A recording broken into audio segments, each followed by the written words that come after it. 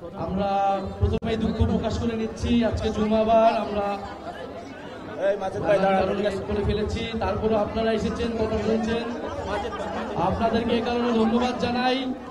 আমরা খুব অল্প সময়ের মধ্যে আজকের এই পথসভা শেষ করব।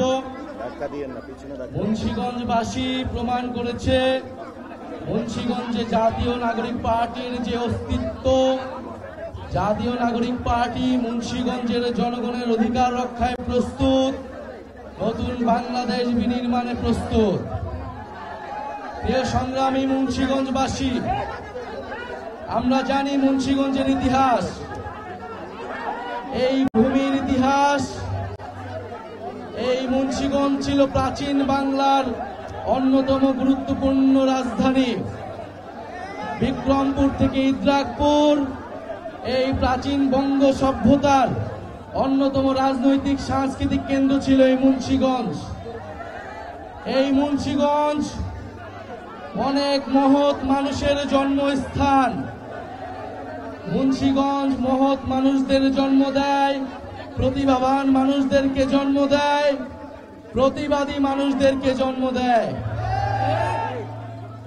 অতীশ দীপঙ্করের এই মুন্সিগঞ্জ, আমরা সেই বিক্রমপুরের ইতিহাস, সেই ইদ্রাকপুরের ইতিহাস কে ধারণ করে মুন্সিগঞ্জকে সামনের দিকে এগিয়ে নিতে চাই।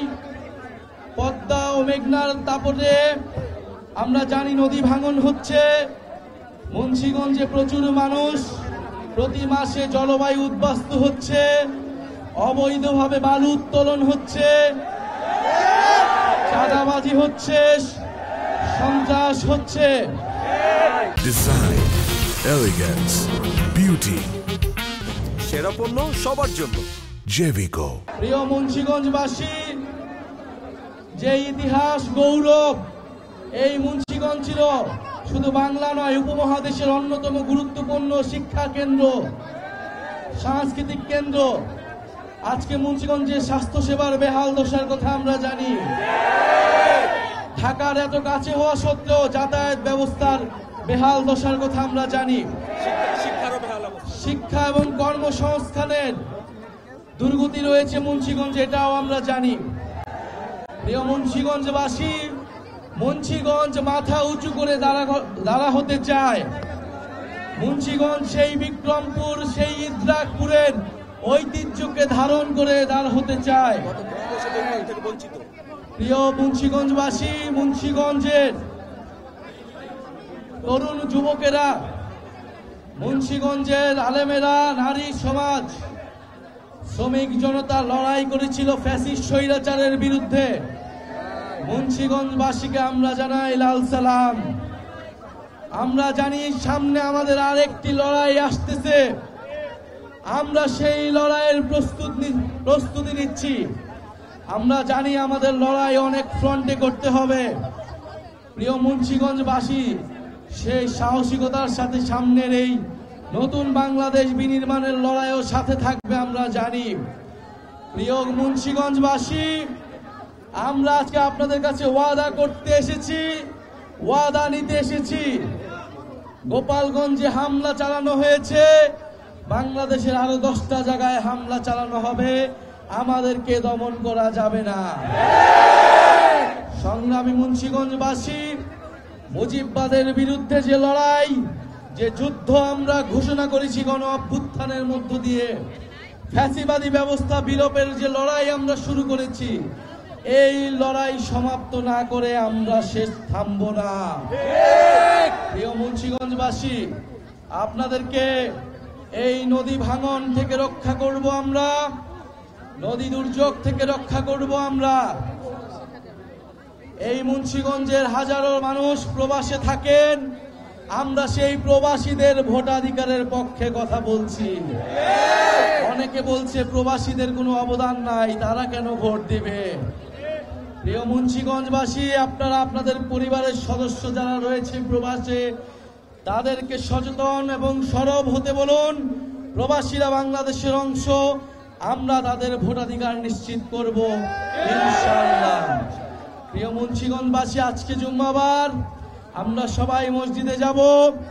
এই মুন্সিগঞ্জের মসজিদে আমরা একত্রে আপনাদের সাথে নামাজ পড়ব।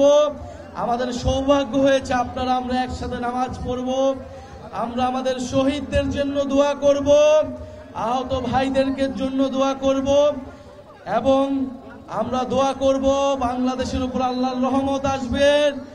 বাংলাদেশ যে নতুন বাংলাদেশের জন্য আমরা লড়াই করে যাচ্ছি, ইনশাআল্লাহ আমরা সেই লড়াইয়ে জিতব। আমরা আমাদের সাথে উপরওয়ালা রয়েছে, নিচে বাংলাদেশের জনগণ রয়েছে, আর রয়েছে মুন্সিগঞ্জের প্রতিবাদী জনগণ।